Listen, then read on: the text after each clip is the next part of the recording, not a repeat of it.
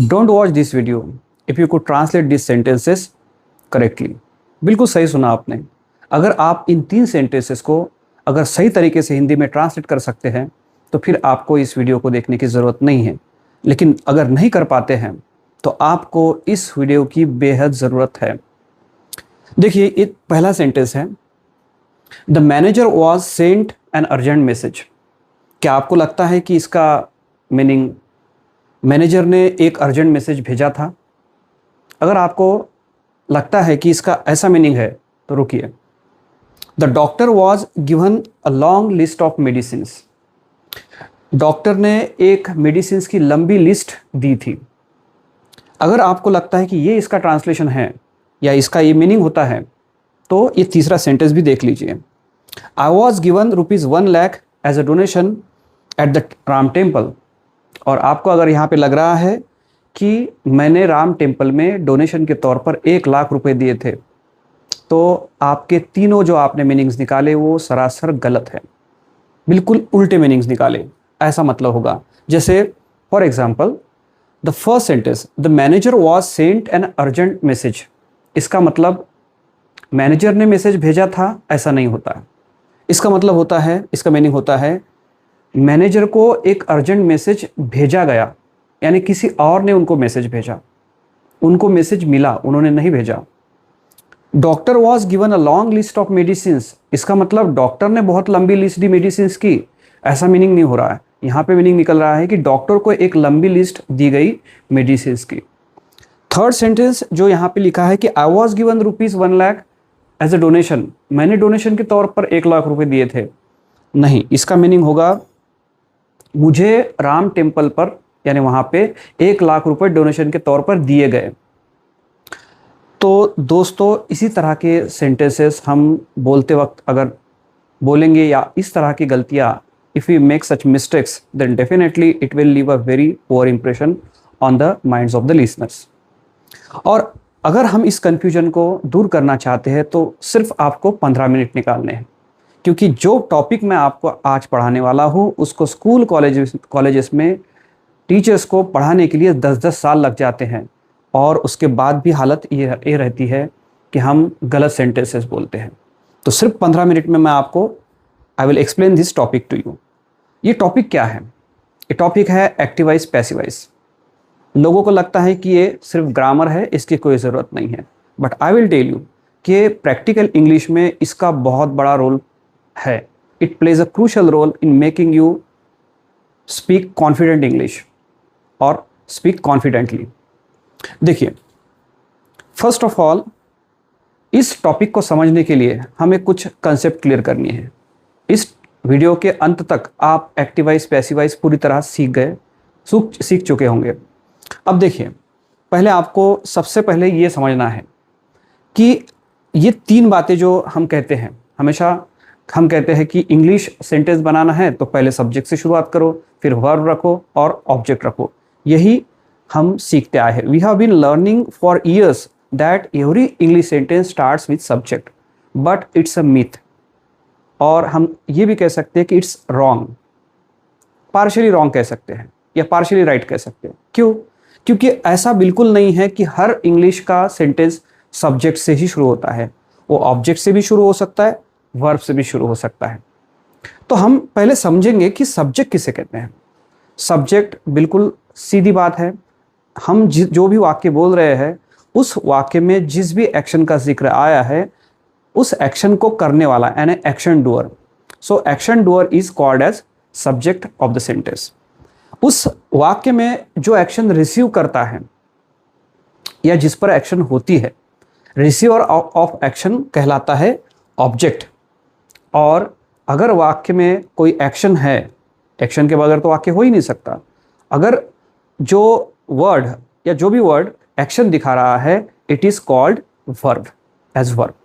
Okay, so 3 important parts होते हैं किसी भी सेंटेंस के, सब्जेक्ट, ऑब्जेक्ट, वर्ब। लेकिन ये एक ही ऑर्डर में आते हैं। It's not correct information.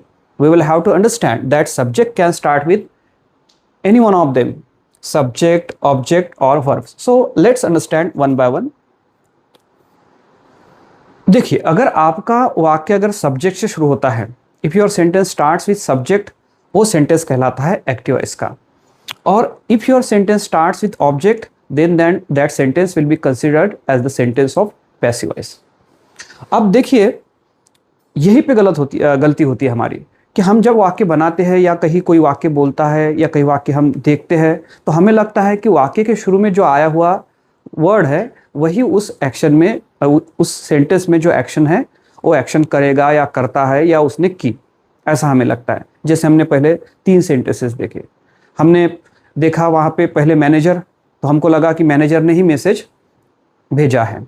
हमने बाद में देखा कि उसमें जिक्र आया डॉक्टर का, तो हमें लगा कि उस एक्शन में पहले डॉक्टर है, यानी डॉक्टर ये वर्ड पहले आया है शुरू में वाक्य के, तो हमें लगा कि डॉक्टर ने ही एक्शन की है, डॉक्टर ने ही लिस्ट दी है मेडिसिन की। तो देखिए, अगर वाक्य एक्टिव वॉइस का है तो उस वाक्य में शुरू में आया हुआ शब्द एक्शन डूअर होता है, लेकिन अगर वाक्य पैसिव वॉइस का है तो शुरू में आया हुआ जो शब्द है वो नाउन हो या प्रोनाउन हो, यानी कोई भी व्यक्ति वस्तु का पदार्थ का नाम हो या I we you they he she it जैसे प्रोनाउन हो, वो शब्द ऑब्जेक्ट होते हैं। हमने जो पहले तीनों सेंटेंसेस देखे, वो तीनों सेंटेंसेस में जो शुरू में आए हुए जो शब्द थे सारे के सारे ऑब्जेक्ट थे, क्योंकि वो तीनों वाक्य पैसिव वॉइस के थे। देखिए, मैंने क्या कहा कि if your sentence starts with subject, वो वाक्य एक्टिव वॉइस का है। If your sentence starts with object, वो वाक्य पैसिव वॉइस का है। और if your sentence starts with verb, तो वाक्य इंपेरेटिव सेंटेंस कहलाता है। इसको हम बाद में समझेंगे। तो जो भी जितने भी वाक्य आप इंग्लिश में बोलते हैं, वो वाक्य एक तो एक्टिव वॉइस के होंगे या पैसिव वॉइस के होंगे, यानी शुरू में आया हुआ जो शब्द है एक तो वो एक्शन डूअर होगा या तो फिर एक्शन रिसीवर होगा।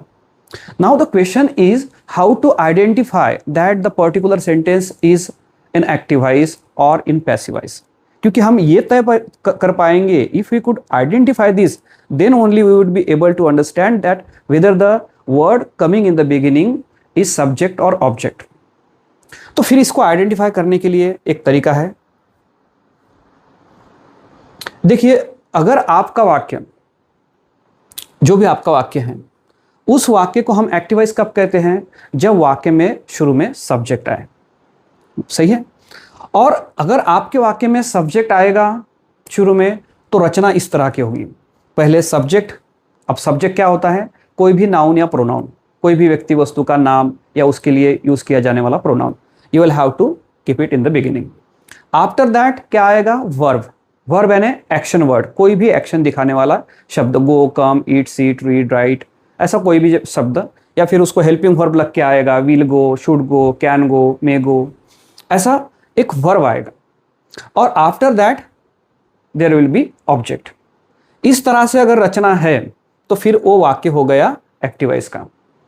और भी मैं जैसे आपको कुछ ऐसी ट्रिक्स बताऊंगा जिससे आप इजीली आइडेंटिफाई कर पाएंगे कि वाक्य सब एक्टिव वॉइस का है कि पैसिव वॉइस का है, जिससे आपको पता चलेगा कि भाई जो शुरू में शब्द आया है वो शब्द एक्शन कर रहा है या उस पर एक्शन हो रही है। बहुत इंपॉर्टेंट है। अब अगर आपको ये बात समझ में नहीं आई तो आपके बोलने के आप बोलना चाहेंगे एक, और सामने वाले को उसका कुछ दूसरा ही मीनिंग पता चलेगा, या सामने वाला कह रहा होगा एक और आप कुछ उसका दूसरा ही मीनिंग निकाल पाएंगे, और इससे मिसकम्युनिकेशन होगा। So we have to understand this things. This topic is extremely important, बहुत, सबसे ज़्यादा मैं कहूँगा। तो देखिए, जब आपका वाक्य सब्जेक्ट से शुरू हो रहा है तो उसके बाद वर्ब आएगा, ऑब्जेक्ट आएगा। लेकिन अगर आपका वाक्य आप ऑब्जेक्ट से शुरू कर रहे हो तो हमेशा याद रखिए कि उसके बाद टू बी का फॉर्म आएगा। अब टू बी किसे बोलते हैं? Am, is, are, was, were, been, being, be. इस पर मैं और आगे बोलूंगा। तो टू बी का एक वर्ड, कम से कम एक वर्ड वहां पे होना बेहद जरूरी है अगर वाक्य की शुरुआत ऑब्जेक्ट से कर रहे हैं तो। और after that you have to keep verb, third form of verb, that is V3। जो कोई भी वर्ब है, जैसे टेक है तो टेक का थर्ड फॉर्म होता है टेकन। ईट है तो eaten, eat, ate, eaten, write, wrote, written, speak, spoken, see, saw, seen. तो इसमें जो थर्ड फॉर्म है वो थर्ड फॉर्म आपको वहां पे रखना होता है। और उसके बाद after that you can take any types of words, जितने भी ज़्यादा वर्ड्स, कोई भी वर्ड्स है वो आप वहाँ पे you can place them there.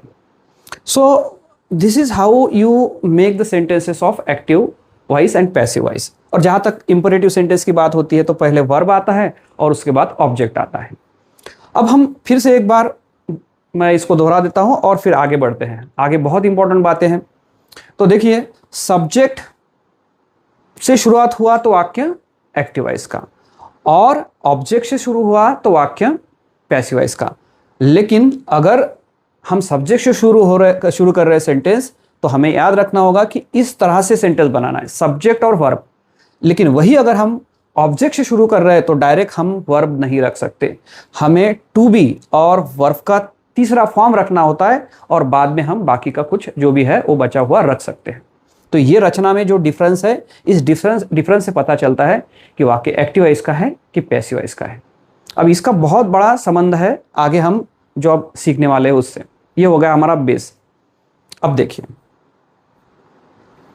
पहले हम कुछ और एक दो एग्जाम्पल देख लेते हैं। फॉर एग्जाम्पल यहाँ पे वाक्य है अ गोट गिव्स मिल्क। एक जैसे बकरी दूध देती है, और दूसरा वाक्य है अ गोट इज गिवन मिल्क।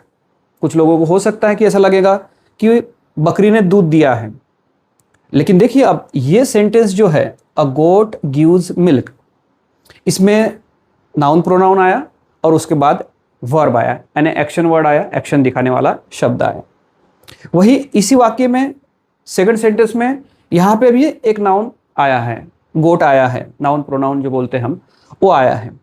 लेकिन इसके बाद वर्ब के बदले क्या आया? टू बी का रूप आया। टू बी का रूप यानी am, is, are, was, were, been, being, be. ये जो 8 शब्द है इनको टू बी का रूप कहते हैं। तो इनमें से एक शब्द यहाँ पे आया और उसके बाद वर्ब का तीसरा रूप आया, गिव, गेव, गिवन। तो इसमें गिवन आया, यानी टू बी का रूप और वर्ब का तीसरा रूप, ये दोनों आए, और इसलिए अब ये वाक्य पैसिव वॉइस का है, ऐसा हम कह सकते हैं। यहाँ पे ना टू बी का रूप है ना वर्ब का तीसरा रूप है, तो ये वाक्य एक्टिव वॉइस का है। तो इसका मतलब क्या हुआ? ये वाक्य अगर एक्टिव वॉइस का है तो इस वाक्य में शुरू में आया हुआ जो शब्द है वो एक्शन कर रहा है। That is why the Hindi meaning of this sentence will be a goat gives milk. बकरी दूध देती है, यानी बकरी एक्शन डूअर है। यहां पे जो दूसरा सेंटेंस है ये पैसिव वॉइस का है। और व्हाट डिड आई से right in the beginning that if the sentence is in passive voice then the word coming in the beginning of your sentence cannot be subject, it is considered as object or it is object। तो ये object है। अब यहाँ पे passive voice होने की वजह से this word or goat is an object, और object है, इसका मतलब object क्या होता है? action receiver होता है। whatever action is taking place in this sentence it is received by this word। तो goat क्या कर रही है? दूध देती नहीं है। इसमें इस वाक्य में कहा गया है कि गोट को यानी बकरी को दूध दिया जाता है।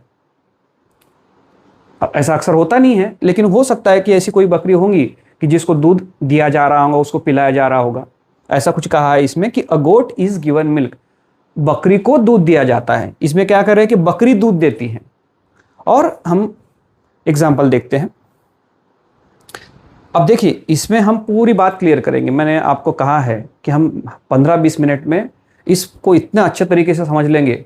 अगर नहीं समझ में आया तो आपने सब्सक्राइब मत करना चैनल, लेकिन समझ में आया तो आपने ज़रूर सब्सक्राइब करना, ठीक है। देखिए, शी सेंड्स अ मैसेज, वो मैसेज भेजती है, राइट। अब शी सेंड्स अ मैसेज, ये वाक्य एक्टिव वॉइस का है कि पैसिव वॉइस का है? अब देखिए, ये वाक्य एक्टिव वॉइस का है। वाई? क्योंकि इसमें कहीं आपको टू बी नहीं दिख रहा है, कहीं आपको वर्ब का तीसरा रूप नहीं दिख रहा है। जैसा हमने कहा है कि हमारा वाक्य पैसिव वॉइस का है, ये कहने के लिए उस वाक्य में टू बी यानी am, is, are, was, were, been, being, me, इसमें से एक शब्द और उसके साथ वर्ब का तीसरा रूप होना बिल्कुल ज़रूरी है, बेहद ज़रूरी है। उसके सिवाय हम उस वाक्य को पैसिव वॉइस का वाक्य नहीं कह सकते। अब आपको इस वाक्य में कहीं टू बी रूप दिख रहा है? आपको नहीं दिख रहा है। कोई वर्ब का तीसरा रूप है? नहीं है। तो फिर ये वाक्य एक्टिव वॉइस का है। तो इसका मतलब ये जो शुरू में आया हुआ शब्द है यही एक्शन कर रहा है। शी सेंड्स अ मैसेज, वो मैसेज भेजती है। लेकिन ये जो सेकंड सेंटेंस है she is sent a message, इसमें यहाँ पे टू बी का रूप आया है। यहाँ पे सेंड का जो तीसरा रूप है सेंट का सेंट वो आया है, तो अब ये वाक्य एक्टिव वॉइस का नहीं, ये वाक्य पैसिव वॉइस का है। What does it mean? It means that the word which you see in the beginning of this sentence is an object. अब इसमें वो सब्जेक्ट नहीं है, ये एक्शन नहीं कर रहा है, इस पे एक्शन हो रही है, एक्शन रिसीव कर रहा है। She is sent a message का मतलब हुआ उसे मैसेज भेजा जाता है। अब कोई लड़की है, वो यहाँ पे मैसेज भेजती है, वो भेजती है, इसमें वो जैसे मैसेज भेज रही है, शी सेंड्स अ मैसेज। और यहाँ पे क्या हो रहा है कि उसको कोई मैसेज भेजता है, उसकी कोई गलती नहीं है, उसकी कोई प्रॉब्लम नहीं है, उसको मैसेज आता है। एंड देखिए इस वाक्य में ये जो है शी, जो हम जो भी जिसको कह रहे हैं, ये एक्शन कर रही है, ये इनिशिएटिव ले रही है, मैसेज भेज रही है। और यहाँ पे इसको मैसेज भेजा जाता है, ये कुछ नहीं कर रही बेचारी, इसको मैसेज भेजा जाता है। देखिए इतना बड़ा फर्क है। अदरवाइज अगर हम ये समझ ना पाते तो हम डायरेक्टली कहते कि she is sent a message, उसने मैसेज भेजा है, ऐसा सीधा सीधा मीनिंग निकालते। देखिए ये डिफरेंस समझना है, हम और आगे जाएंगे, इससे बहुत बढ़िया हम जैसे इसको बहुत अच्छे तरीके से समझेंगे। अब और एक उदाहरण ले ही लेते हैं और उसके बाद हम सारी बातों को डिटेल में समझेंगे और उसको पूरी तरह हम आज इस बात को, इस एक्टिव वॉइस पैसिव वॉइस का जैसे कैसे यूज करना है इंग्लिश में सही तरीके से, उसको समझेंगे। Look at this sentence, he told a story. इसका मतलब हुआ उसने कहानी बताई। करेक्ट, बिल्कुल, क्योंकि एक्टिव वॉइस का वाक्य है। और इस वाक्य में, ये वाक्य पैसिव वॉइस का है क्योंकि टू बी का रूप और वर्ब का तीसरा रूप आया है। इसका मतलब ही, अगर यहाँ पे किसी ने कहा कि he was told a story, my teacher was told a story, तो my teacher was told a story, तो मेरे टीचर ने कहानी बताई थी, ऐसा मीनिंग मत निकालना। यहाँ पे वॉज टोल्ड आया है, यानी ये वाक्य पैसिव वॉइस का है। इसका मतलब ये जो शुरू में शब्द है इस पर एक्शन हुई है। ही वॉज टोल्ड अ स्टोरी, इसका मतलब हुआ उसे कहानी बताई गई। माई teacher was told a story, मेरे टीचर को कहानी बताई गई। अब सब आगे बढ़ने के लिए या इस टॉपिक को समझने के लिए सबसे पहले एक बात क्लियर कर लेते हैं कि हमें ये जो एक्टिव वॉइस पैसिव वॉइस 5वीं क्लास से पढ़ाया जाता है 12वीं तक, हालांकि क्लियर नहीं हो पाती कंसेप्ट हमारी। मैं आज दावा कर रहा हूं कि मैं 15 मिनट में या 20 मिनट में इसको क्लियर करूंगा। हमें ये सिखाया क्यों जाता है, इसका इंग्लिश स्पीकिंग से या इंग्लिश बोलने से क्या लेना देना है? तो देखिए इस बात को समझिए कि जब भी आप बोलते हो तो हर बार आपके वाक्य में जो एक्शन होती है उस एक्शन करने वाले का जिक्र किया ही होगा ऐसा नहीं होता है, या करना जरूरी है ऐसा नहीं होता है, या पता भी नहीं होता है कि एक्शन किसने की। फॉर एग्जाम्पल, हमें गांधी जी के बारे में कहना है कि गांधी जी को मार दिया गया। हम नहीं लेना चाहते उस व्यक्ति का नाम जिस व्यक्ति ने गांधी जी को मारा। हमें कहना है जैसे बस हम इस देश में क्या हुआ उस एक्शन के बारे में बोलना चाहते हैं, या जिस व्यक्ति के साथ वो हुआ उसके बारे में बोलना चाहते हैं। किसने वो किया हमारे लिए इंपॉर्टेंट नहीं, या हम उसके बारे में नहीं बोलना चाहते, तो हम क्या कहेंगे कि गांधी जी को दिन दहाड़े मार दिया गया। अब इसमें हमने क्या किया, ऑब्जेक्ट का जिक्र किया, जो एक्शन हुई उसका भी जिक्र किया, लेकिन जिसने वो एक्शन की उसको हमने नहीं लिया या उसका जिक्र नहीं किया। ऐसे रोज हमें सेंटेंसेस बोलने की जरूरत पड़ती है कि जैसे हमें बेवकूफ बनाया जाता है। अब इस वाक्य को देखिए, हमें बेवकूफ बनाया जाता है, यानी ऑब्जेक्ट तो है, एक्शन भी है, लेकिन कौन बेवकूफ बनाया जाता है? जो सब्जेक्ट है वो सेंटेंस में नहीं है। उसे हॉस्पिटल ले जाया गया, कौन लेके गया ये नहीं बताया है।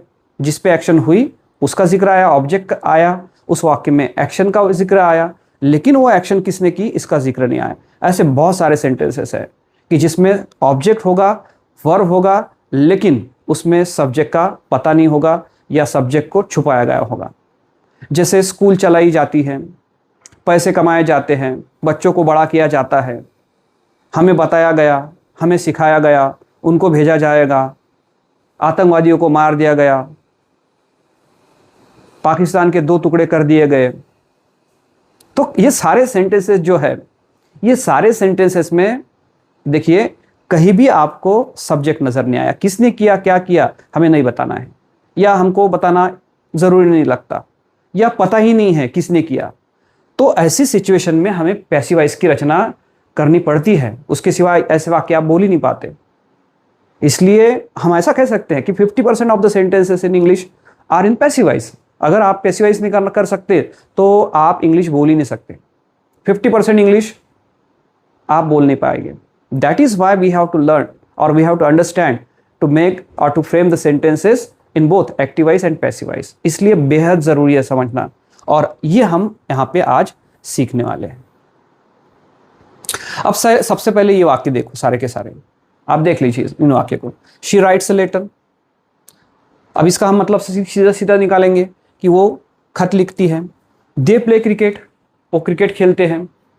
ही रीड्स अ न्यूज़पेपर, वो न्यूज़पेपर पढ़ता है। वी वॉच मूवीज, हम मूवीज देखते हैं। The teacher teachers English, teacher English सिखाते हैं। हमने सीधे सीधे सभी के मीनिंग निकाल लिए, कोई प्रॉब्लम नहीं हमें। क्यों नहीं? क्योंकि सभी वाक्य एक्टिव वॉइस के थे, कोई टू बी का रूप नहीं आया, कोई वर्ब का तीसरा रूप नहीं आया। हमने सीधा जो शुरू में शब्द आया उसको सब्जेक्ट समझकर जो एक्शन है वो एक्शन उसने की है, जो उसके बाद शब्द आया है उस पर वो एक्शन हुई है, ऐसा सीधा सीधा बताया। All the sentences are correct. ठीक है, ये सारे वाक्य एक्टिव वॉइस के थे। लेकिन हर बार ऐसा होगा ऐसा नहीं है। बहुत बार ऐसा भी हो सकता है कि ऐसे सेंटेंसेस आएंगे।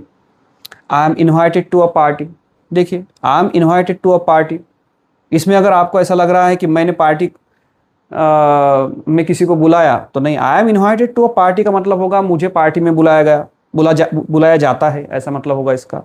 Sita was kidnapped by Ravan, तो सीता ने रावण को किडनैप किया, ऐसा मीनिंग नहीं निकालना है। सीता वॉज किडनैप, सीता को किडनैप किया गया रावण के द्वारा। The cake was baked by my mother, cake को बेक किया गया, बनाया गया।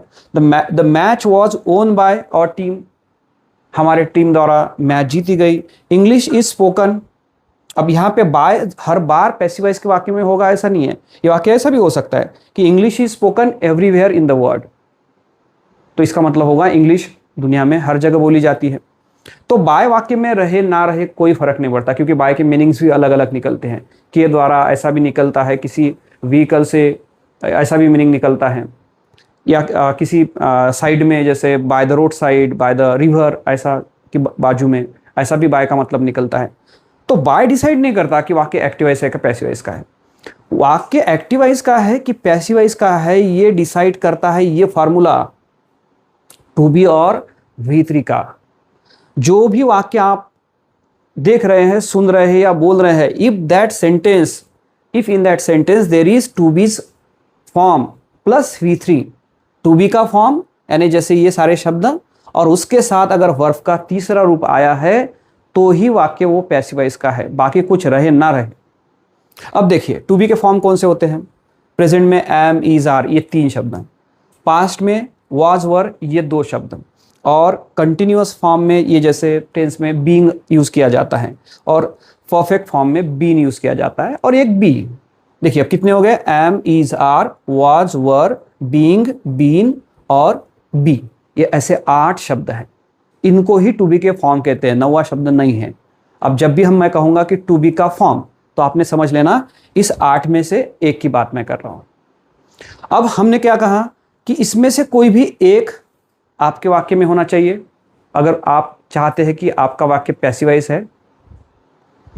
और उसके साथ मैंने कहा कि तीसरा रूप, वर्ब का तीसरा रूप होना चाहिए, पहला नहीं, दूसरा नहीं, चौथा नहीं, 5वां नहीं, मैं तीसरे रूप की बात कर रहा हूं। ये हमें मेमोराइज करने होते हैं। कुछ अगर हमने मेमोराइज कर लिए तो हम आसानी से बाकी जो वर्ब है उनके थर्ड फॉर्म बनाना ऑटोमेटिकली वी कैन लर्न। अब देखिए यहाँ पे ये राइट है, इसके 3 फॉर्म देखिए, राइट, रोट, रिटन। देखिए इसमें है ईट, एट, ईटन। अगर आप ऐसे वर्ब की एक लंबी लिस्ट चाहते हैं, मैंने एक हिंदी में लिस्ट बनाई हुई है जिसमें मैंने 3 फॉर्म्स दिए हैं और हर फॉर्म का हिंदी मीनिंग दिया हुआ है। अगर आपको वो लिस्ट चाहिए तो उसकी PDF मैंने बनाई है, आप कमेंट में डाल दीजिए कि जैसे सिर्फ इतना डाल दीजिए, list of 3 forms of verbs, ऐसा कमेंट में आप लिख लीजिए, मैं आपको PDF शेयर कर देता हूँ, जिसमें 500 वर्ब की आपको पूरी बंदी लिस्ट मिल जाएगी, जिससे आपको पहले का मीनिंग्स, दूसरे का मीनिंग, तीसरे का मीनिंग, फिर उसको आप उसके प्रिंट आउट निकाल के आप अगर 2, 4, 5, 6 बार अगर उसको पढ़ लेंगे तो आपकी ये प्रॉब्लम सॉल्व हो जाएगी। तो देखिए पैसिव वॉइस अगर बनाना है तो आपको थर्ड फॉर्म मालूम होना बेहद जरूरी है। Without it you can not make sentence of passive voice. और पैसिव वॉइस का वाक्य नहीं बनाएंगे तो फिर इंग्लिश कैसे बोलेंगे, क्योंकि 50% से ज़्यादा ऐसे सेंटेंसेस ऐसे होंगे जिनमें आपको एक्शन डूअर का पता नहीं होगा। और पैसिव वॉइस की रचना करनी पड़ेगी। तो that is why it is very important for you to learn 3 forms of main verb. तो अगर आपको चाहिए तो आप मुझे मैसेज कर सकते हैं, बस कमेंट में डाल दीजिए, मैं पीडीएफ शेयर कर देता हूँ। अब देखिए मेक, मेड, मेड, आपने ये 3 फॉर्म देखे होंगे, राइट, रोट, रिटन, इसमें हर बार स्पेलिंग चेंज हुआ है। और ये देखिए ईट, एट, इटन, इसमें भी स्पेलिंग चेंज हुआ है। मेक, मेड, मेड, इसमें भी स्पेलिंग चेंज हुआ है, यानी इंटरनल चेंजेस हुए हैं। तो इनको हम कहेंगे इरेगुलर वर्ब्स, क्योंकि कोई रेगुलरिटी नहीं है, कोई रूल एक का दूसरे को नहीं लग रहा है। राइट, रोट, रिटन हुआ, लेकिन ईट, योट, ईटन ऐसा नहीं हुआ। यहाँ पे मेक, मेट, मेटन ऐसा नहीं हुआ। हर बार रूल चेंज हो रहे हैं। तो these are called irregular main verbs, क्योंकि इनके 3 फॉर्म्स बनाते वक्त पूरी तरह स्पेलिंग चेंज हो जाता है। और ये जो है यहाँ पे लिखे हुए play, played, played, wash, washed, washed, अब इनको हम रेगुलर वर्ब्स कहेंगे, क्योंकि इसका दूसरा और तीसरा रूप बनाते वक्त सिर्फ डी लगाना है। तो ऐसे जितने भी वर्ब्स है कि जिनको सेकंड फॉर्म, थर्ड फॉर्म बनाते वक्त you just have to add D और ईडी, तो उसको हम कहेंगे रेगुलर मेन वर्ब्स, और इनकी ही संख्या ज्यादा है। These regular verbs are more in numbers. For example, they may be more than 80%. और ऐसे जो है irregular verbs, they are around 20%. So अगर मैंने 500 वर्ब की लिस्ट में ज़्यादातर उन्हीं को लिया है, irregular forms को। इतना अगर आप मेमोराइज कर लेते हैं तो आपके पास फिर थर्ड फॉर्म बनाने की दिक्कत नहीं रहेगी। और थर्ड फॉर्म अगर आप बना सकते तो आप फिर कोई भी वाक्य पैसिव वॉइस में बना सकते हैं। अब आते हैं मेन मुद्दे पर। अब सबसे जरूरी बात मैं बताने वाला हूं, इसको आपने गौर से सुनना। जब भी आपको ऐसा क्लेम यानी जैसे आपको कहना है कि ये वाक्य पैसिव वॉइस में है, या आपको पैसिव वॉइस का वाक्य बनाना है, आपको सब्जेक्ट पता नहीं है, डायरेक्ट ऑब्जेक्ट पता है, किस पर एक्शन हुई है या होगी या हो रही है, आपको बोलना है, यानी ऑब्जेक्ट लेना है। और उस ऑब्जेक्ट को शुरू में लेने के बाद आपको पता है कि आपको टू बी का रूप रखना है, वर्ब का तीसरा रूप रखना है, क्योंकि तभी वो वाक्य बन पाएगा। तो इसमें एक बात पक्की ध्यान में रखिए, you have to remember this thing, ये आप नहीं भूल सकते, you can't afford to forget this if you want to learn active voice passive voice. क्या बात है वो, कि जब भी वाक्य पैसिव वॉइस का होगा या आप बना रहे होंगे, उस वाक्य में टू बी और वर्ब का तीसरा रूप इनकी जोड़ी होगी, इसमें से एक भी कम नहीं चलेगा। अगर वाक्य है और उसमें टू बी आया है सिर्फ, जैसे वाक्य है कि I am going to school, तो इसमें सिर्फ एम आया है, उसके बाद गोइंग ये वर्ब का तीसरा रूप नहीं है। शी हेल्प्ड मी, इसमें हेल्प्ड ये रूप आया है, लगता है कि हमें वर्ब का तीसरा रूप आया है। जैसे she has given me a book, इसमें गिवन आया है, वर्ब का तीसरा रूप है, तो ये मत समझ लीजिए कि भाई ये पैसिव वॉइस का वाक्य हो गया, नहीं। टू बी का रूप कहाँ है वहां पे, शी हैज थोड़ी टू बी का रूप है, ये तो हैव का रूप है। तो हमें अगर कहना है कि कोई पर्टिकुलर वाक्य पैसिव वॉइस का है, तो ऑलवेज कीप इन माइंड कि दोनों चाहिए, टू बी का रूप भी चाहिए और वर्ब का तीसरा रूप भी चाहिए। जैसे शादी हो तो सिर्फ दूल्हे से काम चलेगा क्या, कि भाई दूल्हा है, आया है और दुल्हन कह रही कि मैं नहीं आती, तो इसकी शादी लगा दो, भेज दो इसको। या फिर सिर्फ दुल्हन है, दूल्हा पहुंच नहीं पाया, तो दुल्हन की शादी लगा दो और भेज दो इसको। ऐसी कोई शादी देखी है आपने कि सिर्फ दूल्हे की शादी, सिर्फ दुल्हन की शादी? शादी बोले तो दोनों आया, दूल्हा भी और दुल्हन भी, दोनों कंपलसरी है। बाकी बाराती हो ना हो, बाकी कोई हो ना हो, ये दोनों होना बहुत जरूरी है। बस वैसे ही है पैसिव वॉइस का, कि पैसिव वॉइस के वाक्य में बाकी कुछ हो ना हो, टू बी प्लस V3 तो होना चाहिए। टू बी प्लस V3, और शुरुआत किससे हो, पंडित जी से। जैसे शादी में पंडित और दोनों जैसे दूल्हा और दुल्हन, बस वही कि वाक्य की शुरुआत ऑब्जेक्ट से हो और उसके बाद टू बी और V3 हो, बस हो गया पैसिव वॉइस। बाकी कुछ रहे ना रहे, बाकी चाहे कुछ भी हो जाए, फिर वो वाक्य हो गया पैसिव वॉइस का। अब इन वाक्य को देखिए, ही किल्ड, इसमें किल्ड आप कहेंगे किल, किल्ड, किल्ड, ऐसे 3 रूप होते हैं। तो कुछ लोग कह सकते हैं, they might say that sir here we can see the third form of main verb, so is it passive voice sentence? So then I will say no. Why? Because even though it appears that there is second or third form of main verb, but where is the to be's form? Am, is, or was, where, be, been, being कहाँ है? So this sentence cannot be considered as the sentence of passive voice. Whereas in this sentence, he was killed, you can See here, clearly see here, was is a to be form, was to be का form है, फिर killed second third तो एक जैसे होते हैं, तो ये थर्ड फॉर्म है। तो in this sentence you can see that there is to be form plus third form of main verb, that is why this sentence is in passive voice. और पैसिव वॉइस का मतलब he killed, उसने मारा, he was killed, उसे मारा गया। बिल्कुल ऐसा, बिल्कुल उल्टा मीनिंग निकलता है। शी पेड, उसने दिया, एक्टिव वॉइस है। और शी वॉज पेड, उसे दिया गया। अब इसमें पहले सेंटेंस में इसने दिया और शी वॉज पेड, इस वाक्य में उसको दिया गया, उसे मिला, यानी ये जो पहली जो ये शब्द आया है इस पर एक्शन हुई। यहाँ इसने पैसे दिए होंगे, इसे इस दूसरे सेंटेंस में इसको पैसे मिले होंगे या जो भी कुछ मिला होगा, ऐसा है। तो ये बात हमें ध्यान में रखनी है कि टू बी प्लस V3 ये दोनों चाहिए। अब रचना कैसे करेंगे? एक्टिव वॉइस की रचना तो कोई भी कर लेगा, वही सीखते आए हम। We have be learning for years that if you want to make sentence of English, then start your sentence with subject, then after verb and then object. But remember that when you are making sentence of passive voice, you have to start your sentence with object, and after that you have to take to be's form, am, is, are, was, were, been, being, been. Whichever is needed, you can select or you can choose. For example, now you can see the structure of this passive voice, how to make sentences of passive. First you have to take object. After that you have to take to be's form, any one of them, any one of those 8 words, and after that you have to take the third form of main verb, that is V3. और उसके बाद after that you can keep all the remainings or the other remaining words. अब एक बात ध्यान में रखना, यहाँ पे एक बहुत बढ़िया बात मैं आपको बता रहा हूँ कि जब आपका वाक्य सेंटेंस जो है वो अगर सिंपल प्रेजेंट में है, यानी मराठी में उसमें तो, ते, तात ऐसा आखिरी में आया है, या हिंदी में ता है, ती है, ते है, ऐसा अगर सेंटेंस है, अगर वो वाक्य एक्टिव वॉइस में है तो आपने क्या करना कि यहाँ पे जब टू बी का रूप लेंगे तो आपने एम इज आर में से एक लेना है।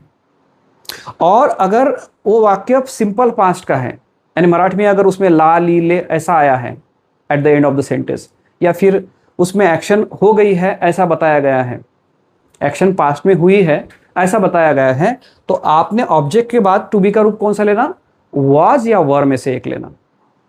देखिए सिंपल प्रेजेंट का वाक्य है, यानी जो हमेशा एक्शन होती है उसके बारे में अगर बोला गया हुआ वाक्य है, तो ऑब्जेक्ट के बाद आपने एम इज आर में से एक लेना। और ऐसा वाक्य है कि जिसमें जो एक्शन हुई है पास्ट में उसके बारे में बोला गया है, तो फिर was वर में से एक आपने लेना और उसके बाद फिर वर्ब का तीसरा रूप रखना। तो अब जैसे फॉर एग्जाम्पल यहाँ पे वाक्य है त्याला बोलावण्यात येते, यानी उसे बुलाया जाता है। उसे बुलाया जाता है, हमेशा की बात कर रहे हैं, प्रेजेंट की बात कर रहे हैं, तो हम कैसे बनाएंगे इंग्लिश में इसको? उसे बुलाया जाता है, ही इज कॉल्ड या ही इज इनवाइटेड। दूसरा वाक्य है, अब यही वाक्य समझ लीजिए, पहले तो ये समझ ले कि त्याला बोलावण्यात येते यानी उसे बुलाया जाता है, ऐसा अगर है तो ही इज कॉल्ड या ही इज इनवाइटेड। लेकिन उसे बुलाया गया, हम पास्ट की बात कर रहे हैं, उसे बुलाया गया या उसे बुलाया गया था, जो एक्शन हो गई हाल माजी में या भूतकाल में उसकी बात कर रहे हैं, तो हम कहेंगे he was invited, he was called, यानी इस के बदले हम वॉज लेंगे। जैसे दूसरा वाक्य मला शिकवण्यात येते, मुझे सिखाया जाता है। इस वाक्य में प्रेजेंट में वाक्य है, मुझे सिखाया जाता है, सिंपल प्रेजेंट का वाक्य है, तो आई एम टॉट, पहले मैंने मुझे यानी मैंने आई लिया, फिर सारे वाक्य पैसिव वॉइस के हैं, क्योंकि देखिए यहाँ पे जो भी एक्शन डूअर है वो गायब है, हर वाक्य में मिसिंग है। देखिए आप, त्याला बोलावण्यात येते, कौन बुलाता है इसकी बात ही नहीं की गई। मला शिकवण्यात येते यानी मुझे सिखाया जाता है, कौन सिखाता है? सब्जेक्ट है ही नहीं। कलर्स यानी रंग निवडले जाता है, यानी कलर्स चूज किए जाते हैं, कौन चूज करता है उसकी बात ही नहीं है। लोकांना फसवल्या जाते यानी लोगों को फंसाया जाता है, कौन फंसाता है? यानी हर वाक्य को देखेंगे आप तो पैटर्न सेम है, इसमें कौन एक्शन करने वाला है, एक्शन डूअर कौन है, इसका जिक्र ही नहीं है। इसका मतलब सारे वाक्य पैसिव वॉइस के हैं, एक्शन पर जोर दिया गया है। The action is focused, the complete focus is on action, object, वो एक्शन किस पर हुई और कौन सी एक्शन हुई, इसी बात को फोकस किया गया है। That is why we have to remember that we will have to start each sentence with object, जिस पर एक्शन हुई है उसको पहले लेना होगा। यहाँ पे त्याला बोलवण्यात येते यानी उसे बुलाया जाता है, तो उसे के लिए पहले शब्द लेना पड़ेगा। अब उसे के लिए कौन सा शब्द है? ही।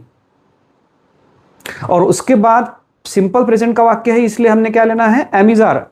उसे बुलाया जाता है, उसे बुलाया गया ऐसा होता तो हम वाज या वर में से एक लेते हैं, ही को वाज लगाते हैं इस के बदले।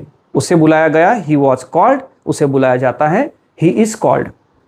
मला शिकवण्यात येते, मुझे सिखाया जाता है, तो आई एम टॉट। देखिए एम लिया मैंने टू बी का रूप और टीच का टॉट तीसरा फॉर्म रखा। आई एम टॉट, मुझे सिखाया जाता है। और मुझे सिखाया गया, पास्ट की बात कर रहे हैं हम कि मुझे सिखाया गया, मुझे सिखाया गया था, तो हम एम इज आर के बदले हमें क्या लेना होगा? वाज या वर में से एक चूज करना होगा। मुझे सिखाया जाता है, आई एम टॉट, मुझे सिखाया गया, I was taught. Colours choose किए जाते हैं, कलर्स चूज किए जाते हैं, कलर्स आर चोजन। कलर्स है इसलिए हमने आर लिया, इज नहीं लिया। कलर्स आर चोजन, कलर्स को चूज किया गया, पास्ट की बात है, तो हम वाज वर में से एक लेंगे। अब कलर्स के साथ क्या लेना होगा? वर लेना होगा, वाज नहीं चलेगा। कलर्स वर चोजन। लोकांना फसवल्या जाते, लोगों को फंसाया जाता है। लोगों को फंसाया जाता है यानी पीपल से शुरुआत करनी पड़ेगी। पीपल, फंसाया जाता है प्रेजेंट का वाक्य है, एम इज आर में से एक लेना पड़ेगा। मैं हर बार बता रहा हूं कि प्रेजेंट का वाक्य है, एम इज आर में से एक टू बी का फॉर्म। पास्ट का वाक्य है तो वाज वेयर में से एक। तो लोगों को फंसाया जाता है, पीपल आर, चीट का तीसरा रूप चीटेड, पीपल आर चीटेड, लोगों को फंसाया जाता है। लोगों को फंसाया गया तो पीपल वर चीटेड, पीपल के साथ वाज नहीं आएगा, वर आएगा, पीपल वर चीटेड। प्रेजेंट में एम इज आर, पास्ट में वाज वर, और तीसरा रूप तो लेना ही है हमें। इस तरह से सेंटेंस।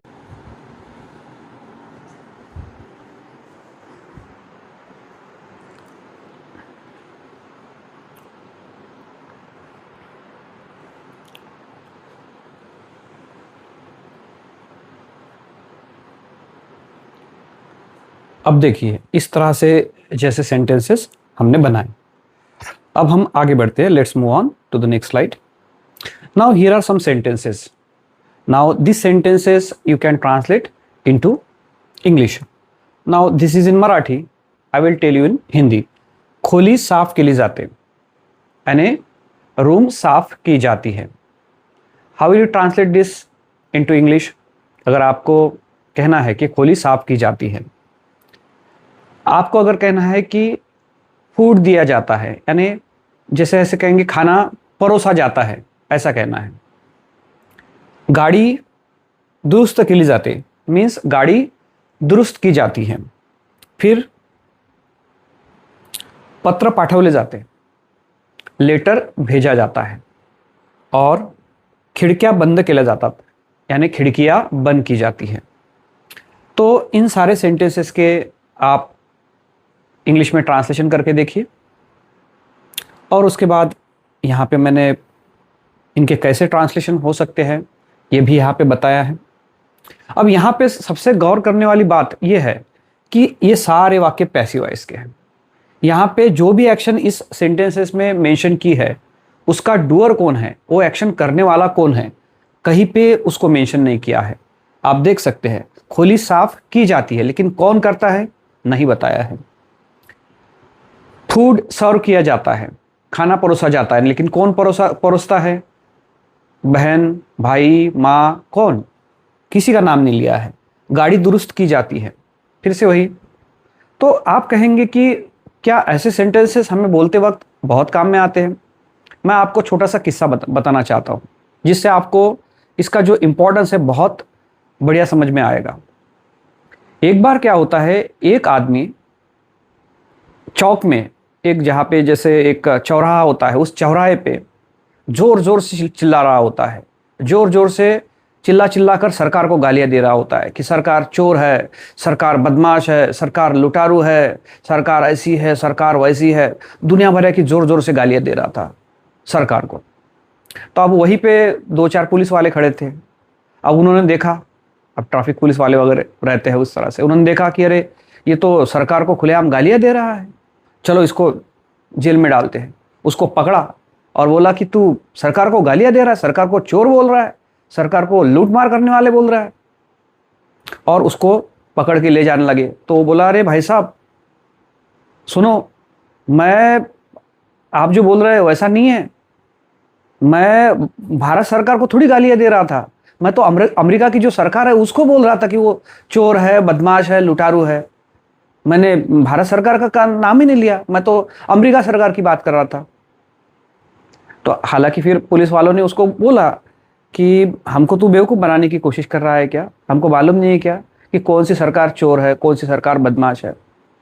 तो जोक्स अपार्ट, यहाँ पे ये आदमी सरकार को जैसे, यानी जैसे जो एक्शन डूअर था उसको गालियां देने की बात को जैसे वो टालना चाहता था। यानी गालियां तो देना था लेकिन सीधा सीधा नाम नहीं लेना था उसको। ऐसा बहुत बार होता है कि हम जो एक्शन डूअर है उसका नाम नहीं लेना चाहते किसी वजह से, या पता नहीं होता। जैसे मेरे पैसे रोज चोरी हो जाते हैं या चोरी किए जाते हैं, हमें रोज झूठी बातें बताई जाती है, उसको पकड़ के लेके ले जाया गया। ऐसे जैसे कौन एक्शन करने वाला है एक तो पता नहीं होता, या हम बताना नहीं चाहते, या उसका महत्व बहुत कम होता है, एक्शन का इंपॉर्टेंस ज़्यादा होता है। फिर ऐसे वाक्य बोलने के लिए ये जो स्ट्रक्चर है पैसिव वॉइस एक्टिव वॉइस, या ये जो वाक्य रचना, ये जो प्रकार है, इसको सीखने के बगैर कोई उपाय नहीं है। और इसको समझने का ये सबसे आसान बिल्कुल तरीका है। इस वीडियो को आप एक बार दो बार और देखिए, और इसकी मैं पार्ट 2 बनाने वाला हूँ। पार्ट 2 में मैं आपको जो मॉडल्स वगैरह है, जो बाकी बातें हैं, वो उनको जब यूज़ किया जाता है तो फिर पैसिव वॉइस कैसे यूज़ करते हैं वो भी जैसे मैं उसमें एक्सप्लेन करूँगा। और भी बहुत से ऐसे टॉपिक्स हैं जिस पे बहुत लोगों का कन्फ्यूजन होता है। आप बिल्कुल कमेंट्स में डाल सकते हैं कि आपको कौन से टॉपिक पे जैसे वीडियो चाहिए, मैं उस टॉपिक पे एक बढ़िया वीडियो बना के वो कंसेप्ट आपकी क्लियर करने की कोशिश करूँगा। देखिए, हमें अगर इंग्लिश बोलना है तो हमें पहले सारी ये जो वाक्य रचना है, सेंटेंस फॉर्मेशन, वोकेबलरी, ग्रामर के जैसे ऐसे जो कुछ रूल्स है जो प्रैक्टिकल इंग्लिश में यूज़ किए जाते हैं, उनको पहले समझना है प्रॉपरली। और उसके बाद हमें फिर प्रैक्टिस करनी है। प्रैक्टिस 1 to 1 प्रैक्टिस करनी है। कोई ऐसा इंग्लिश बोलने वाला जो अच्छी फ्लुएंटली इंग्लिश बोल पाता है और वो हमें इनकरेज करे, मोटिवेट करे, ऐसे किसी व्यक्ति के साथ हमें इंग्लिश बोलने की प्रैक्टिस करनी है। और फिर हमें ग्रुप डिस्कशन में, इंटरव्यूज में, प्रेजेंटेशन में इंग्लिश में बोल के परफॉर्मेंस देने हैं। यही तरीका है इंग्लिश बोलने का और इंग्लिश में कॉन्फिडेंटली बात करने का। तो I hope you understood this topic. हाँ, एक बात हुई है, मैंने 15-20 मिनट कहे थे, थोड़ा ज़्यादा टाइम लगा। I am extremely sorry for that. मुझे ऐसा लगा कि मैं 20 मिनट में कवर कर पाऊंगा, लेकिन एक मेरे ख्याल से एक 40 मिनट तक का, 40 मिनट के अराउंड ये वीडियो हुआ है। तो और कौन जो भी टॉपिक पे आप जैसे सीखना चाहते हैं या उस पर मैं उसको एक्सप्लेन करूँ ऐसा चाहते हैं, आप कमेंट बॉक्स में मुझे बताइए। सो आपने आपका प्रेशियस टाइम दिया। Thanks for giving your precious time. Thank you very much.